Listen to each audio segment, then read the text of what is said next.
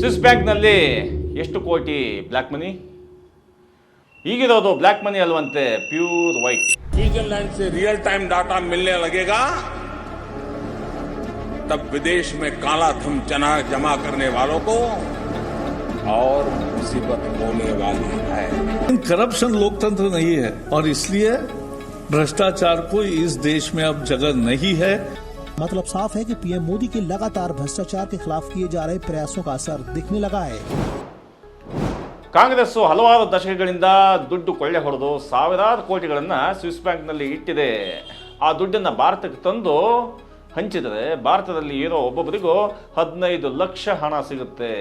ಒಬ್ಬೊಬ್ಬರಿಗೆ 15 ಲಕ್ಷ ಹಣ ಸಿಕ್ಕಿದ್ರೆ ಭಾರತದಲ್ಲಿ ಬಡತನ ಅನ್ನೋದೇ ಇರಲ್ಲ ಅಂತ ಕೆಲಸ ನಾವು ಮಾಡ್ತೀವಿ ಅಂತ ಅಧಿಕಾರಕ್ಕೆ ಬಂದಿದ್ದು 2014ರಲ್ಲಿ ಈ ಬಿಜೆಪಿ ಸರ್ಕಾರ.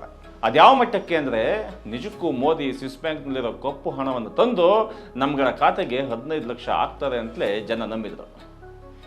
ಈಗ ಮೋದಿಯವರು 3ನೇ ಬಾರಿಗೆ ಅಂದರೆ 2014ರಿಂದ ಇದುವರೆಗೂ 3ನೇ ಬಾರಿಗೆ ಅವರು ಪ್ರಧಾನಮಂತ್ರಿಯಾಗಿದ್ದಾರೆ. ಅದು ಕೂಡ ಬಿಜೆಪಿಯ ಬಹುಮತದೊಂದಿಗೆ ಅವರು ಸರ್ಕಾರ ನಡೆಸ್ತಾ ಇದ್ದಾರೆ. ಆದರೆ ಈ 11 ವರ್ಷಗಳಲ್ಲಿ ಸ್ವಿಸ್ ಬ್ಯಾಂಕಿನ ಹಣದ ಬಗ್ಗೆ ಗಟ್ಟಿಯಾಗಿ ಯಾವತ್ತೂ ಕೂಡ ಮಾತಾಡಿಲ್ಲ. ಹಾಗೆ ಮಾತಾಡಿದ್ದನ್ನು ನಾವು ಕೇಳಿ ಕೂಡ ಇಲ್ಲ. ಚಕ್ರವರ್ತಿ ಸೂಲಿಬೆಲೆ ಎಂಬ ಹಿಂದುತ್ವವಾದಿ ಮೋದಿ ಅಧಿಕಾರಕ್ಕೆ ಬಂದರೆ ಏನೇನು ಅನುಕೂಲ ಆಗುತ್ತೆ ಅಂತ ಇಡೀ ರಾಜ್ಯಾದ್ಯಂತ ಭಾವನಾತ್ಮಕವಾಗಿ ಭಾಷಣ ಮಾಡಿದ್ದನ್ನು ನೋಡಿದ್ದೀವಿ, ನೀವು ನೋಡಿರ್ತೀರ. ಈಗ ಮತ್ತೊಮ್ಮೆ ಕೇಳಿಬಿಡಿ. ಸಿಂಪಲ್ ಆಗಿ ಅರ್ಥ ಮಾಡಿಸ್ತೀನಿ. ಸ್ವಿಸ್ ಬ್ಯಾಂಕಲ್ಲಿ ಇರೋ ಹಣವನ್ನ ಭಾರತದ ಬೊಕ್ಕಸಕ್ಕೆ ತಂದು ಹಾಕಿದ್ರೆ, ಪ್ಲೀಸ್ ಪೇಷಂಟಾಗಿ ಕೇಳಿ, ಏನು ಅದ್ಭುತವಾಗಿದೆ ಮಾತು. ಭಾರತದ ಬೊಕ್ಕಸಕ್ಕೆ ತಂದು ಹಾಕಿದರೆ ಇನ್ನು 36 ವರ್ಷಗಳ ಕಾಲ ಭಾರತೀಯರು ಯಾರು ಟ್ಯಾಕ್ಸ್ ಕಟ್ಟದೆ ನಾವು ನಮ್ಮ ಬಜೆಟನ್ನು ಮಂಡಿಸಬಹುದು. ಅಷ್ಟು ದುಡ್ಡನ್ನು ಸ್ವಿಸ್ ಬ್ಯಾಂಕಲ್ಲಿ ಭಾರತೀಯರು ಇಟ್ಟಿದ್ದಾರೆ. ಆದರೂ ಗೋಳೈಕೋತೀವಿ, ಭಾರತ ಬಡ ರಾಷ್ಟ್ರ. ಕೇಳಿದರಲ್ಲ, ಆ ಕಾಲವೇ ಆಗಿತ್ತು. ಮೋದಿ ಪರವಾಗಿ ಇದ್ದ ಅಲೆಗೆ ಮುಂದಿನ 10 ಚುನಾವಣೆಗಳು ಮೋದಿ ಹೆಸರಿನಿಂದಲೇ ಗೆದ್ದುವು. ಅದರಲ್ಲಿ ಕರ್ನಾಟಕ ಕೂಡ ಸೇರಿತ್ತು. ಅದೆಲ್ಲ ಒಂದೆಡೆ ಇರಲಿ. ಈಗ ಕಪ್ಪು ಹಣ ಎಷ್ಟಿದೆ, ಮೋದಿ ಬರುವ ಮುನ್ನ ಎಷ್ಟಿತ್ತು ಅದನ್ನು ನೋಡೋಣ. ಮೋದಿ 2013ರಲ್ಲಿ ಅವರೇ ಭಾಷಣದಲ್ಲಿ ಹೇಳುವಂತೆ ಸ್ವಿಸ್ ಬ್ಯಾಂಕ್ನಲ್ಲಿ ಇದ್ದ ಹಣ 2 ಮಿಲಿಯನ್ ಸ್ವಿಸ್ ಫ್ರಾಂಕ್ಸ್, ಅಂದರೆ 14,000 ಕೋಟಿ. ಆಗ ಭಾರತದ ಯಾವ ರಾಜಕಾರಣಿಗಳದ್ದು ಎಷ್ಟೆಷ್ಟಿದೆ ಅಂತ ದೊಡ್ಡ ಕ್ಯಾಂಪೈನನ್ನೇ ಬಿಜೆಪಿ ಮಾಡಿತ್ತು. ಅದರಲ್ಲಿ ಸೋನಿಯಾ ಗಾಂಧಿ, ರಾಹುಲ್ ಗಾಂಧಿ, ಪ್ರಿಯಾಂಕಾ ಗಾಂಧಿ, ರಾಬರ್ಟ್ ವಾದ್ರಾ ಅವರದ್ದೇ ಭಾಳ ಹೆಚ್ಚಿನ ಪಾಲಿತ್ತು, ಅಂದರೆ ಸಾವಿರಾರು ಕೋಟಿ ಅವರ ದುಡ್ಡಿತ್ತು. ಅದಾದ ಮೇಲೆ ತಮಿಳುನಾಡಿನ ಕರುಣಾನಿಧಿ, ಜಯಲಲಿತಾ, ಪಶ್ಚಿಮ ಬಂಗಾಳದ ಮಮತಾ ಬ್ಯಾನರ್ಜಿ, ಉತ್ತರ ಪ್ರದೇಶದ ಮಾಯಾವತಿ, ಕರ್ನಾಟಕದ HD ಕುಮಾರಸ್ವಾಮಿ ಅವರದ್ದು ಕೂಡ ಆ ಲಿಸ್ಟ್ನಲ್ಲಿ ಹೆಸರಿತ್ತು. ಆ ಪಟ್ಟಿಯನ್ನು ಒಂದ್ಸರಿ ನೋಡ್ಬಿಡಿ. ಇದೆಷ್ಟೂ ಜನ ಸ್ವಿಸ್ ಬ್ಯಾಂಕ್ನಲ್ಲಿ ಹಣ ಇಟ್ಟಿದ್ದಾರೋ ಇಲ್ವೋ ಅದನ್ನು ತಡೆಯೋಕೆ ಮೋದಿಯವರಿಗೆ 11 ವರ್ಷ ಆದರೂ ಕೂಡ ಆಗಲೇ ಇಲ್ಲ. ಆದರೆ ಆಗ ವಾಟ್ಸಪ್ನಲ್ಲಿ ಬಿಟ್ಟ ಕಪ್ಪು ಹಣದ ಸ್ವಿಸ್ ಪಟ್ಟಿಯಲ್ಲಿ ಬಿಜೆಪಿಯ ಒಬ್ಬನ ಹೆಸರು ಕೂಡ ಇರಲಿಲ್ಲ ಅನ್ನೋದು ಭಾಳ ಮುಖ್ಯ. ಭಾರತದ ಜನ ಕೂಡ ಒಬ್ಬರಾದರೂ ಇದರಲ್ಲಿ ಬಿಜೆಪಿಯವರು ಯಾಕಿಲ್ಲ ಅಂತ ಒಂದೇ ಒಂದು ಪ್ರಶ್ನೆಯನ್ನು ಕೂಡ ಕೇಳಲಿಲ್ಲ. ಅಷ್ಟರ ಮಟ್ಟಿಗೆ ಮೋದಿ ಗಾಳಿ ದೇಶಾದ್ಯಂತ ಬೀಸಿತ್ತು. ಈಗ ಎಷ್ಟಿದೆ ಸ್ವಿಸ್ ಬ್ಯಾಂಕ್ನಲ್ಲಿ ಅಂತ ನೋಡಿದ್ರೆ, ಈಗ 37,000 ಕೋಟಿ ಇದೆ ಅಂತ ಲೆಕ್ಕ ಹೇಳ್ತಾ ಇದೆ. ಅಂದರೆ ಕಳೆದ 10 ವರ್ಷಗಳಲ್ಲಿ 3 ಪಟ್ಟು ಹೆಚ್ಚು ಹಣ ಸ್ವಿಸ್ ಬ್ಯಾಂಕ್ನಲ್ಲಿದೆ. ಮೋದಿ ಆಡಳಿತ ಇದ್ದಾಗಲೂ 1 ರೂಪಾಯಿನೂ ಬಿಡದಂತೆ ತರ್ತೀನಿ ಅಂದ ಮೋದಿ ಕಾಲದಲ್ಲೂ 3 ಪಟ್ಟು ಹಣ ಸ್ವಿಸ್ ಬ್ಯಾಂಕಿಗೆ ಹರಿದು ಹೋಗಿದ್ದದು ಹೇಗೆ? ಆಗ ಸ್ವಿಸ್ ಬ್ಯಾಂಕ್ನಿಂದ ಹಣ ತಂದಿದ್ದರೆ 15 ಲಕ್ಷ ಹಣ ಒಬ್ಬೊಬ್ಬರಿಗೆ ಸಿಗಬೇಕಿತ್ತು. ಈಗ 3 ಪಟ್ಟು ಅಂದರೆ 45 ಲಕ್ಷ ಸಿಗಬೇಕಾಗಿದೆ. ಆದರೆ ಇದರ ಬಗ್ಗೆ ಮೋದಿ ಪರವಾಗಿ ಭರ್ಜರಿ ಭಾಷಣ ಮಾಡಿದ ಚಕ್ರವರ್ತಿ ಸೂಲಿಬೆಲೆ ಆಗಲಿ ಬಾಯಿದನ್ನೇ ಬಿಡ್ತಾ ಇಲ್ಲ. ಇದೆಲ್ಲ ಜನರನ್ನ ಮಂಗ ಮಾಡಿದ್ದು ಅಂತ ಇಷ್ಟೊತ್ತಿಗಾಗಲೇ ನಿಮಗೂ ತಿಳಿದಿದೆ. ಇಡೀ ದೇಶವನ್ನೇ ಮಂಗ ಮಾಡದೆ ಇಷ್ಟು ವರ್ಷ ಆಡಳಿತ ನಡೆಸೋದು ಸಾಧ್ಯ ಆಗ್ತತ್ತ?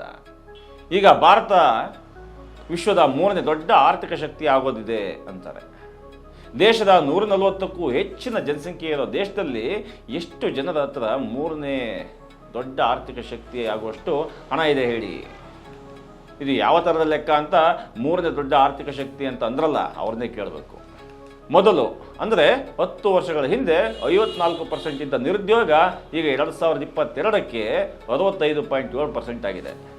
ಈ ದೇಶದ ಅತಿ ದೊಡ್ಡ ಸಮಸ್ಯೆ ನಿರುದ್ಯೋಗ. 100ಕ್ಕೆ 66 ಜನಕ್ಕೆ ಮಾಡೋದಕ್ಕೆ ಕೆಲಸವೇ ಇಲ್ಲ. ಎಲ್ಲಿಂದ 3ನೇ ದೊಡ್ಡ ಆರ್ಥಿಕ ಶಕ್ತಿ ಉತ್ಪತ್ತಿ ಆಗ್ತಿದೆ ಹೇಳಿ?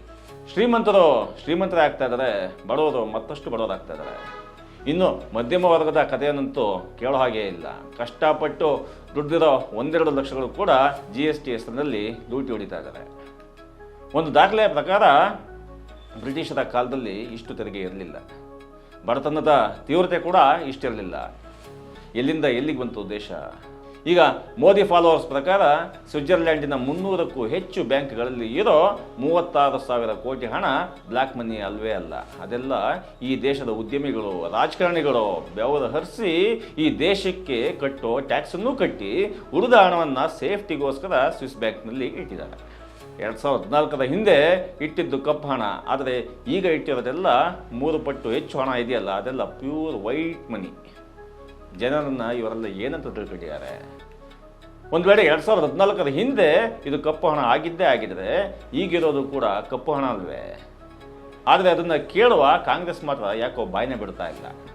ಈ ಲೆಕ್ಕದಲ್ಲಿ BJP ಶಕ್ತ ಆಡಳಿತ ಕೊಡ್ತೋ ಇಲ್ವೋ ಅದು ಬೇರೆ ಮಾತು, ಆದರೆ ಶಕ್ತ ವಿರೋಧ ಪಕ್ಷವಂತೂ ಆಗಿತ್ತು. ಆದರೆ ಕಾಂಗ್ರೆಸ್ ಶಕ್ತ ವಿರೋಧ ಪಕ್ಷವಾಗಿ ಖಂಡಿತವಾಗಿಯೂ ಕೂಡ ಕೆಲಸ ಮಾಡ್ತಾ ಇಲ್ಲ ಎಂಬುದಕ್ಕೆ ಈ ಬ್ಲ್ಯಾಕ್ ಮನಿ, ಸ್ವಿಸ್ ಬ್ಯಾಂಕು ಮುಂತಾದ ಇವೇ ವಿಷಯಗಳು ದೊಡ್ಡ ಸಾಕ್ಷಿಯಾಗಿ ನಮ್ಮ ಮುಂದೆ ನಿಲ್ತವೆ. हम सरकार में नहीं है, जो सरकार में है वो इसका जवाब देते नहीं है. तो हमारा स्टैंड ये है कि जब हम सरकार में आएंगे तो हमारी ये प्रायोरिटी रहेगी कि दूध का दूध पानी का पानी करेंगे. और इसलिए भाइयों बहनों, अगर भ्रष्टाचार के खिलाफ आवाज उठाना गुनाह है तो वो गुनाह हमें भी मंजूर है. अगर विदेशी धन वापस लाओ ये मांग करना गुनाह है तो वो गुनाह हमें भी मंजूर है. ಚೆನುಗಿರಿ ಇದು ನಿಮ್ಮ ದನಿ.